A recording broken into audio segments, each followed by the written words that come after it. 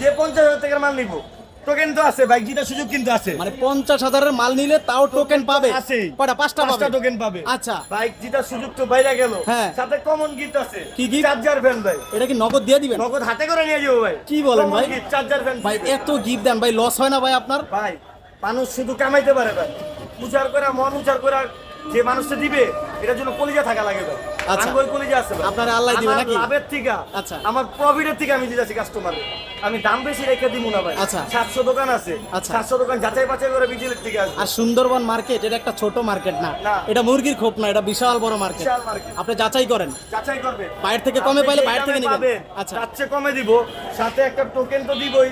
মাল মনে করেন টোকেন পাবে, বাইক আচ্ছা। যেটা সুযোগ আছে, বাইক তো আছে। সাথে 50,000 টাকা মাল নিবেন, কমন গিফট চার্জার ফ্যান নিয়ে যাবেন। মাশাআল্লাহ ভাই, মানে সেল বেশি লাভ কম, এটাই হলো কি বিজয় ইলেকট্রিকের